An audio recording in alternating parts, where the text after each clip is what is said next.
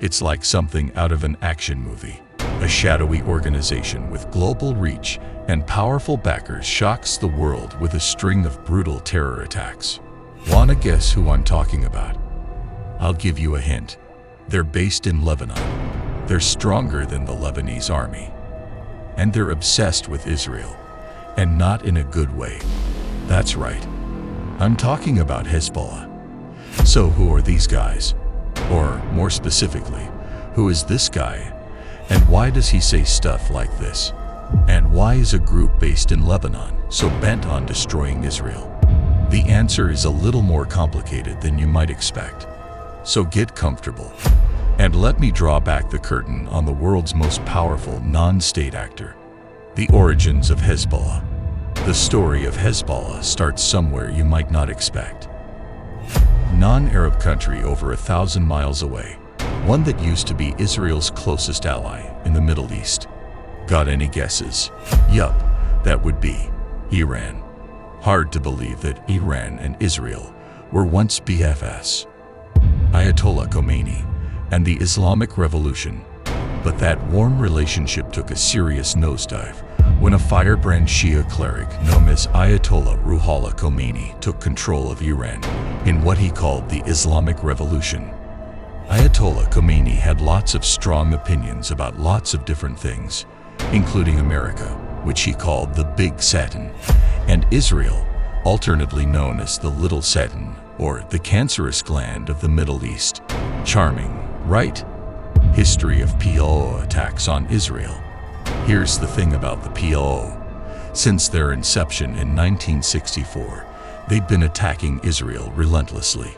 And in the 70s, the attacks came from their HQ in southern Lebanon. I'm talking hijackings, the murder of Olympic athletes, massive indiscriminate rocket barrages, a massacre of school children. It was bad. Well, for Khomeini, though, it was all good. This was his thinking. He'd team up with the Palestinian terror groups and get his fighters into their training camps. The Palestinians would be happy to get support for their cause. Khomeini would get decent military training for his fighters and a foothold in Lebanon. It was a win-win situation for everyone but Israel. Lebanese Shia Muslims. You know who was though? The large population of Lebanese Shia Muslims who were sick and tired of the status quo. The Shia had spent decades getting the short end of the stick from the powerful and connected Christian bloc. And they were not too happy about the PLO turning their towns into a war zone, especially when Israel came to visit in 1978. Khomeini saw this discontent as fertile ground for his Islamic Revolution. So the Ayatollah's forces invested in the long-neglected Shia population, providing food, healthcare, infrastructure, social and religious institutions, even welfare programs. You know, all the things that the Lebanese government had failed to give its Shias. And in return, most of Lebanon's Shias repaid the Iranian forces with loyalty. Loyalty that would soon pay off big time. So, that's the background. Hang on because we're about to get to the good stuff. Hezbollah and the Lebanon Civil War. In the year 1982, during the height of the Upcut, Thriller, and ET frenzy, a significant turbulence emerged in the Middle East. In response to years of relentless attacks by the PLO from Lebanon, including an assassination attempt on Israel's ambassador, Israel decided to deploy tanks into southern Lebanon, intensifying the conflict. This occurrence coincided with the ongoing civil war in Lebanon, which Iran capitalized on to establish Hezbollah, a Shia militia group. Hezbollah swiftly became belligerent, carrying out lethal assaults on both Israeli and Lebanese targets.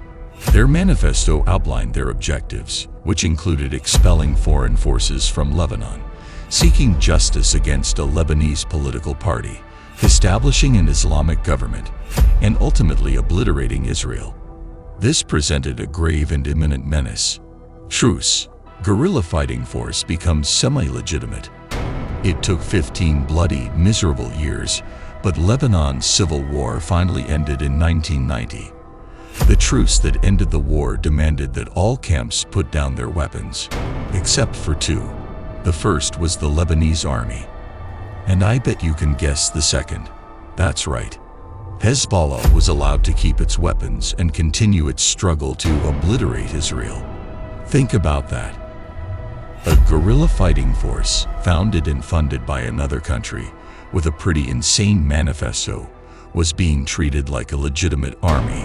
And that's not all, because what happened next would change the entire Middle East forever. Hezbollah controls Lebanese government. After the war, Hezbollah focused on a new goal: controlling the Lebanese parliament. Within a decade, Hezbollah was a dominant military and political force in Lebanon, and a major headache for the rest of the world, including, of course, Israel. They kept up the offensive by striking the IDF on the front lines, firing rockets at Israeli cities and towns, and attacking Israelis abroad. Israel's not the type of country to suffer threats idly, but increasingly, hunting Hezbollah operatives felt like a game of whack-a-mole, or whatever the Israeli equivalent is. Israel would assassinate a high-ranking Hezbollah leader.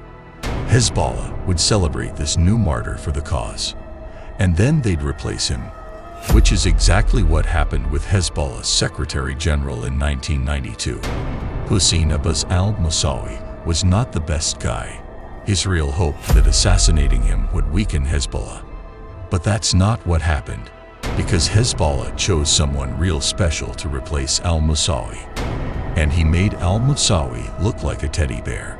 That's right, our friend from the start of the video. Super fanatic Shia cleric Hassan Nasrallah. You know, the guy saying that Israel is a cancerous tumor. He swiftly turned Hezbollah's top priority away from consolidating power in Lebanon and towards attacking Israel. Destroying Israel becomes top priority. Hezbollah, supported by Iran, has a long-standing animosity towards Israel.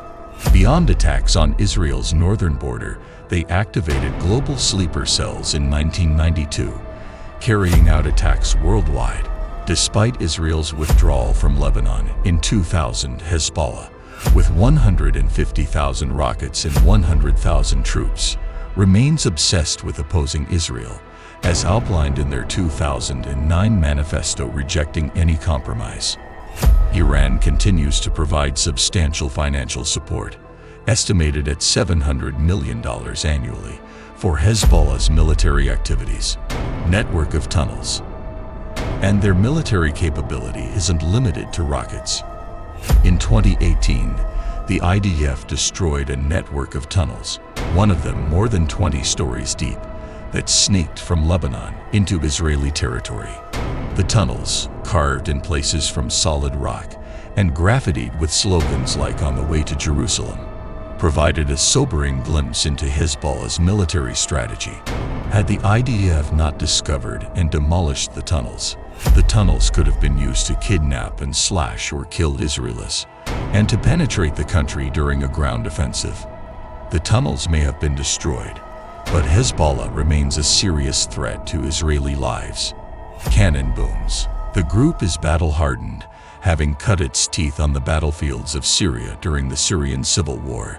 And though Hassan Nasrallah might look like a jolly grandpa, he's dead serious and crystal clear about his intentions towards Israel. Lebanese disenchantment of Hezbollah. Lebanese disillusionment with Hezbollah. The situation in Lebanon is changing, as more and more Lebanese people are growing disenchanted with Hezbollah. The reason behind this shift in sentiment is the group's heavy investment in arming itself, while Lebanon's economy continues to deteriorate. This has led many to question why resources are being spent on unnecessary conflict with neighboring countries. While it is unlikely that Hezbollah will disappear without military intervention, there is a small glimmer of hope in the frustrations of ordinary Lebanese citizens. This suggests that Lebanon could potentially become an ally or, at the very least, a neutral force for Israel. However, as long as Hezbollah and its supporter Iran remain in control, Israel must remain prepared to face a serious threat on its borders. Hezbollah has repeatedly demonstrated since 1982 that it is an extension of the Ayatollah's Islamic Revolution, and they will continue until someone stops them.